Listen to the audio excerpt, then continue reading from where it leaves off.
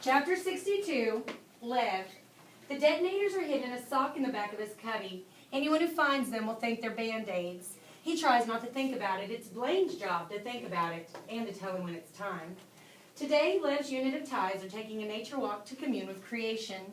The pastor who leads them is one of the more self-important ones. He speaks as if every word out of his mouth were a pearl of wisdom, pausing after each thought as if he expects someone to write it down. He leads them to an odd winter bare tree. Lev, who is used to winters with ice and snow, finds it odd that trees in Arizona still lose their leaves. The tree has a multitude of branches that don't quite match, each with different bark and different texture. I wanted you to see this, the pastor says to the crew. It's not much to see now, but oh, you should see it in the spring. Over the years, many of us have grafted branches from our favorite trees to the trunk. He points at the various limbs. This branch sprouts pink cherry blossoms. This one fills with huge sycamore leaves. This one fills with purple jacaranda flowers. And this one grows heavy with peaches. The tithes examine it, touching its branches cautiously, as if it might at any moment turn into the burning bush. What kind of tree was it to begin with? Asked one of the tithes. The pastor can't answer him. I'm not sure, but it doesn't really matter. What matters is what it's become. We all call it our little tree of life. Isn't that wonderful? There's nothing wonderful about it. The words are out of Lev's mouth before he realizes he's spoken them like a sudden, unexpected belch. All eyes turn toward him. He quickly covers. It's the work of man, and we shouldn't be prideful, he says. When pride comes, then comes disgrace. But with humility comes wisdom. Yes, says the pastor. Proverbs 11, isn't it? Proverbs 11, too. Very good. He seems to appear subtly humbled. Well, it is pretty in the spring. Their path back to the tithing house takes them by fields and courts where the terribles are being observed and brought to the best possible physical condition before their unwinding.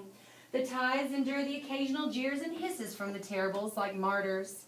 It's as they pass one of the dormitories that Lev finds himself face to face with someone he never expected to see again. He finds himself standing in front of Connor. Each was headed in a different direction, and each sees the other at the same time and stops short, staring in absolute shock. Lev? Suddenly, the pompous pastor is there, grabbing Lev by both shoulders. Get away from him, the pastor snarls at Connor. Haven't you done enough damage already? Then he spirits Lev away, leaving Connor just standing there. It's all right, says the pastor, his protective grip on Lev's shoulders still firm as they stride away. We're all aware of who he is and what he did to you. We were hoping you wouldn't find out he was at the same harvest camp. But I promise you, Lev, he will never harm you again. And then he says quietly, he's being unwound this afternoon. What? And good riddance, too. It's not unusual to see tithes unsupervised on the grounds of Happy Jack, although usually they're in clusters or at the very least groups of two. It is rare to see one hurrying alone, almost running across the fields. Lev hadn't lingered long once he got back to the tithing house. He took the first opportunity to slip out. Now he searches everywhere for Blaine and Mai. Connor is being unwound this afternoon. How could this have happened? How did he get here? Connor was safe at the graveyard. Did the Admiral throw him out, or did he leave on his own? Either way, Connor must have been caught and brought here. The one thing Lev had taken comfort in, the safety of his friends, has now been torn away. Connor's unwinding must not be allowed, and it's in Lev's power to stop it. He finds Blaine in the grassy commons between the dining hall and the dormitories, being put through a regimen of calisthenics with his unit.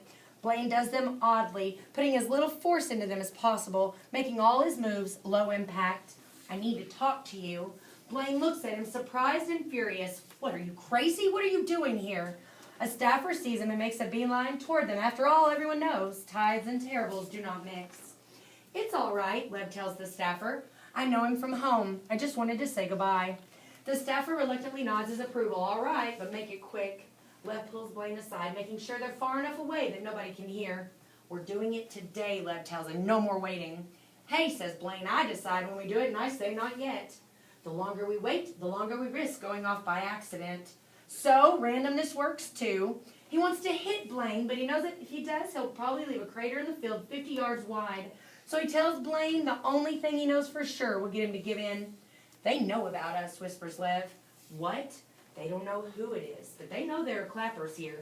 I'm sure they're reviewing the blood test right now looking for anything unusual. It won't be long until they find us. Blaine grits his teeth and curses. He thinks for a moment, then starts shaking his head. No, I'm not ready. It doesn't matter if you're ready. You want chaos? Well, it's coming today, whether you want it or not. Because if they find us, what do you think they'll do? Blaine looks even sicker at the prospect. They'll detonate us in the forest or in the desert when no one will ever know. Blaine considers it for a moment more, then takes a deep, shuddering breath. I'll find Ma at lunch and tell her. We'll go at 2 o'clock sharp. Make it 1.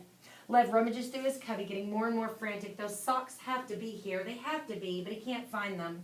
The detonators aren't crucial, but they're cleaner. Lev wants it to be clean and quick. That's mine. Lev turns to see the tow-headed kid with emerald green eyes standing behind him. That's my cubby. Yours is over there. Lev looks around and realizes he's off by 1 bed. There's nothing in the unit to identify 1 bed or 1 cubby from another. If you need socks, I can lend you. No, I've got enough of my own, thanks. He takes a deep breath, closes his eyes to get his panic under control, and goes to the right cubby. The sock with the detonators is there. He slips it in his pocket. You okay, Lev? You look kind of funny. I'm fine. I've just been running, that's all. Running on the treadmill. No, you haven't, says the kid. I was just in the gym. Listen, mind your own business, okay? I'm not your buddy. I'm not your friend. But we ought to be friends. No, you don't know me. I'm not like you, okay? So just leave me alone. Then he hears a deeper voice behind him. That's enough, Lev. He turns to see a man in a suit. It's not one of the pastors, but the counselor who admitted him a week ago. This can't be good. The counselor nods to the tow-headed kid. Thank you, Sterling. The boy casts his eyes down and hurries out. We assigned Sterling to keep an eye on you and make sure you're adjusting. We are, to say the least, concerned. Lev sits in a room with a counselor and 2 pastors. The sock bulges in his pocket. He bounces his knee nervously, then remembers he's not supposed to make any jarring motions or he might detonate. He forces himself to stop. You seem troubled, Lev, says the counselor. We'd like to understand why. Lev looks at the clock. It's 12:48. 12 minutes until he, Ma, and Blaine are supposed to meet and take care of business. I'm being tithed, Lev says. Isn't that enough of a reason? The younger of the 2 pastors leans forward. We try to make sure every tithe enters the divided state in the proper frame of mind. We wouldn't be doing our job if we didn't try to make things right for you, says the elder pastor, then offers a smile so forced it's more like a grimace. Lev wants to scream at them, but he knows that won't get him out of here any faster. I just don't like being around other kids right now. I'd rather prepare for this alone, okay? But it's not okay, says the older pastor. This is not the way we do things here. Everyone supports one another. The junior pastor leans forward. You need to give the other boys a chance. They're all good kids. Well, maybe I'm not. Lev can't help but look at the clock again. 12:50. Ma and Blaine will be in place in 10 minutes. And what if he's still in this stinking office? Won't that just be great? Have somewhere you need to be, the counselor asked. You keep checking the time. Lev knows his answer needs to make sense or they truly will become suspicious of him. I heard the kid who kidnapped me was being unwound today. I was just wondering if it happened yet. The pastors look at one another, and then the counselor, who leans back in his chair as calm as can be. If he hasn't been, he will be shortly. Lev, I think it would be healthy for you to discuss what happened to you while you were held hostage. I'm sure it was horrible, but talking about it can take away the power of the memory. I'd like to hold a special group tonight with your unit. It'll be a time for you to share with the others what you've been holding inside. I think you'll find they'll be very understanding. Tonight, says Lev. Okay, fine, I'll talk about everything tonight. Maybe you're right. Maybe it'll make me feel better. We just want to ease your mind, says one of the pastors. Can I go now? The counselor studies him for a moment more. You seem so tense. I'd like to talk you through some guided relaxation exercises. Chapter 63, Guard. He hates his job. He hates the heat. He hates that he has to stand in front of the chop shop for hours guarding the doors, making sure no one unauthorized enters or leaves. He had dreams back at Stayho of starting a business with his buddies, but no one loaned startup money to Stayho kids. Even after he changed his last name from Ward to Mullard, the name of the richest family in town, he couldn't fool anyone. Turns out half the kids from his state home took that name when they left, figuring they could outsmart the world. In the end, he outsmarted no one but himself. The best he could do is to find a series of unfulfilling jobs in the year he's been out of Stayho, the most recent of which is being a harvest camp guard. On the roof, the band has started its afternoon set. At least that helps to pass the time more quickly. 2 unwinds approach. They climb the stairs toward him. They're not being escorted by guards, and they both carry plates covered with aluminum foil. The guard doesn't like the look of them. The boy's a flesh head. The girl is Asian. What do you want? You're not supposed to be here. We were told to give this to the band. They both look nervous and shifty. That's nothing new. All unwinds get nervous near the chop shop, and to the guard, all unwinds look shifty. The guard peers under the aluminum foil. Roast chicken, mashed potatoes. They do send food up to the band once in a while, but usually it's staff that carries the food, not Unwind's. I thought they just had lunch. Guess not, says the flesh head. He looks like he'd rather be anywhere in the world but standing in front of the chop shop, so the guard decides to draw it out, making him stand there even longer. I'll have to call this in, he says. He pulls out his phone and calls the front office. He gets a busy signal, typical. The guard wonders which he'd get in more trouble for, letting them bring the food in, or turning them away if they really were sent by administration. He considers the plate in the girl's hands. Let me see that. He peels back the foil and takes the largest chicken breast. Go through the glass doors, and the stairs are to your left. If I see you go anywhere but up the stairs, I'll come in there and shrink you so fast you won't know what hit you. Once they're inside, they're out of sight, out of mind. He doesn't know that although they went in the stairwell, they never brought the food to the band. They just ditched the plates. And he never noticed the little round Band-Aids on their palms. Chapter 64, Connor. Connor looks out the dormitory window devastated. Lev is here at Happy Jack. How he got here doesn't matter. All that matters is that Lev will now be unwound. It's all been for nothing. Connor's sense of futility makes him feel like a part of himself has already been cut out and taken to market. Connor Lassiter. He turns to see two guards at the entrance. Around him, most of the kids have left their unit for their afternoon activity. The ones who remain take a quick glance at the guards and at Connor, then look away, busying themselves in anything that will keep them out of this business. Yeah, what do you want? Your presence is requested at the harvest clinic, says the first guard. The other guard doesn't talk. He just chomps on chewing gum. Connor's first reaction is this can't be what it sounds like. Maybe Risa sent them. Maybe she wants to play something for him. Oh, after all, she's in the band, and they have more influence than the average Unwind, doesn't she? The harvest clinic, echoes Connor. What for? Well, let's just say you're leaving Happy Jack today. Chomp, chomp, goes the other guard. Leaving? Come on, son, do we have to spell it out for you? You're a problem here. Too many other kids look up to you, and that's never a good thing at harvest camp. So the administration decided to take care of the problem. They advance on Connor, lifting him up by the arms. No, you can't do this. We can and we are. It's our job, and whether you make it hard or easy, it doesn't matter. Our job gets done either way. Connor looks at the other kids as if they might help him, but they don't. Goodbye, Connor, says one, but he won't even look in Connor's direction. The gum-chewing guard looks more sympathetic, which means there might be a way to get through to him. Connor looks at him pleadingly and makes him stop chewing for an instant.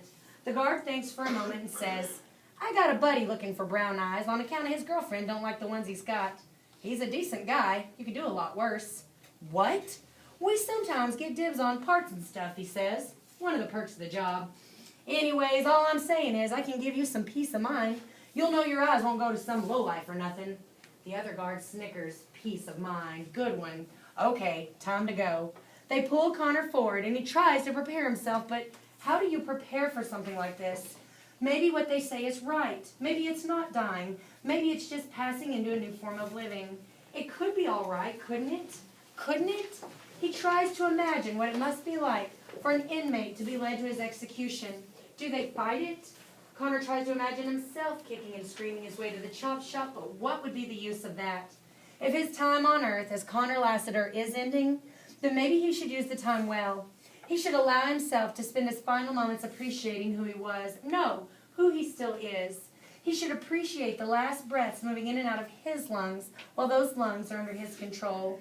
He should feel the tension and release in his muscles as he moves and see the many sights of Happy Jack with his eyes and store them in his brain. Hands off me. I'll walk by myself, he orders the guards, and they instantly release him, perhaps surprised by the authority in his voice. He rolls his shoulders, cracks his neck, and strides forward. The first step is the hardest, but from that moment on, he decides he will neither run nor dawdle. He will neither quiver nor fight. He will take this last walk of his life in steady strides, and in a few weeks from now, someone, somewhere, will hold in their mind the memory that this young man, whoever he was, faced his unwinding with dignity and pride. Chapter 65, Clappers. Who can say what goes through the mind of a clapper in the moments before carrying out that evil deed? No doubt whatever those thoughts are, they are lies. However, like all dangerous deceptions, the lies that clappers tell themselves wear seductive disguises. For clappers who have been led to believe their acts are smiled upon by God, their lie is clothed in holy robes and has outstretched arms promising a reward that will never come. For clappers who believe their act will somehow bring about change in the world, their lie is disguised as a crowd, looking back at them from the future, smiling in appreciation for what they've done. For clappers who only seek to share their personal misery with the world, their lie is an image of themselves, freed from their pain by witnessing the pain of others. And for clappers who are driven by vengeance, their lie is a scale of justice, weighed evenly on both sides, finely in balance. It's only when a clapper brings his hands together that the lie reveals itself, abandoning the clapper in that final instant, so that he leaves this world utterly alone, without so much as a lie to accompany him into oblivion. Or her. The path that brought Mai to this place in her life was full of fury and disappointment. Her breaking point was Vincent. He was the boy no one knew. He was the boy she met and fell in love with in the warehouse more than a month ago. He was a boy who died in midair, crammed into a crate with 4 other kids who choked on their own carbon dioxide. No one seemed to notice his disappearance, and certainly no one cared. No one but Mai, who had found her soulmate and had lost him the day she arrived in the graveyard. The world was to blame, but when she secretly witnessed the Admiral's Golden Five burying Vincent and the others, she was able to give faces to her fury. The Goldens buried Vincent not with respect, but with profanities. They cracked jokes and laughed. They covered the 5 dead boys carelessly with dirt like cats cover their turds. Mai had never felt such rage. Once Cleaver befriended her and she told him what she had seen. He agreed that if revenge was in order. It was Cleaver's idea to kill the Goldens. It was Blaine who drugged them and brought them to the FedEx jet. But it was Mai who sealed the hatch of the crate. It was amazing to her that killing could be as easy as closing a door. After that, there was no turning back for Mai. Her bed had been made. All that remained was for her to lie in it. She knows that today will be the day she climbs in and goes to her rest. Once inside the chop shop, she finds a storage room full of surgical gloves, syringes, and shiny instruments she cannot identify. She knows Blaine is somewhere in the north wing of the building. She expects Lev is in position too, standing on the loading dock in the back of the chop shop. At least that's the plan. It's now 1 o'clock on the nose. Time to do this. Mai enters the storage room and closes the door and waits. She will do this, but not quite yet. Let one of the others go. She refuses to be first. Blaine waits in a deserted hallway on the 2nd floor. This area of the chop shop doesn't appear to be in use. He has decided not to use his detonators. Detonators are for wimps. For a hardcore clapper, a single powerful clap is enough to bring it on even without detonators. And Blaine wants to believe that he's hardcore like his brother was. He stands at the end of the hallway, legs spread to shoulder width, bouncing on the balls of his feet like a tennis player awaiting a serve. His hands are held apart, but he waits. He's hardcore, yes, but he's not going first. Lev has convinced the psychologist that he's suitably relaxed. It's the best acting performance of his life because his heart is racing, and there's so much adrenaline flooding his blood, he's afraid he'll spontaneously combust. Why don't you go back to the tithing house, the doctor suggests. Spend some time getting to know the other kids. Make an effort, Lev. You'll be glad you did. Yes, I'll do that. I feel better. Thank you, I feel better. Good. The counselor motions to the pastors and everyone rises. It's 1:04. Lev wants to race out the door, but he knows that will just get him another therapy session. He leaves the office with the pastors, who babble about his place in the scheme of things and the joys of tithing. It's only as Lev gets outside that he becomes aware of the commotion. Kids are all running from their activities and into the commons between the dormitories and the chop shop. Have Blaine and Mai gone off already? He didn't hear any explosions. No, this is something else. It's the Akron AWOL, he hears one of the kids shout. He's being unwound. That's when Lev spots Connor. He's halfway down the red carpet, marching with 2 guards right behind him. Kids have gathered in the grassy commons, but they keep their distance as more kids arrive. They're spilling out of the dormitories, the dining hall, everywhere. The band has stopped in the middle of a tune. The keyboardist, a girl, wails at the sight of Connor on the redstone path. Connor looks up at her, halts for a second, and blows her a kiss before continuing on. Lev can hear her crying. Now guards, staffers, and counselors converge on the quad in a panic, trying to herd this volatile gathering of kids back to their places, but no one will leave. The kids just stand there. Maybe they can't stop this, but they can witness it. They can be there as Connor strides out of this life. Let's hear it for the Akron AWOL, one of the boys shouts. Let's hear it for Connor. And he starts to applaud. Soon the entire crowd of kids is applauding and cheering Connor as he marches down the red carpet. Applause, Clapping Mai and Blaine, Lev suddenly realizes what's about to happen. He can't let Connor go in there. Not now. He has to stop him. Lev breaks away from the pastors. Connor's almost to the steps of the chop shop. Lev races between the kids, but he can't push his way through them. He knows if he does, he'll detonate. He must be quick, but he must be careful, and being careful slows him down. Connor, he screams, but the cheers around him are too loud. And now the band has begun to play again. They're playing the national anthem, just like they do at the funerals of great Americans. The guard and the staff can't stop this. They try, but they can't. They're so busy trying to control the crowd, they let Lev slip right past and onto the red carpet. Now he has a clear path to Connor, who has begun climbing the steps. Lev screams his name again, but Connor still can't hear. Although Lev races down the path, he's still 20 yards ahead when the glass doors open and Connor steps inside with the guards. No, Connor, no. But the doors close. Connor is inside of the chop shop, but he won't be unwound. He's just going to die like everybody else inside. And as if to complete Lev's failure, he finally takes a look up at the roof to catch the gaze of the keyboard player looking down at him. It's Risa. How could he have been so stupid? How could he have not known it was her from the way she wailed and from the kiss Connor blew her? Lev stands there petrified with disbelief, and then the world comes to an end. Blaine still stands at the end of the hall waiting for someone else to go first. Hey, who are you? What are you doing here? A guard shouts at Blaine. Stay back, Blaine says. Stay back or else. The guard pulls out his trank pistol and speaks into the radio. I've got an unwind loose up here. I need backup. I'm warning you, says Blaine. But the guard knows exactly how to deal with an unwind loose in the chop shop.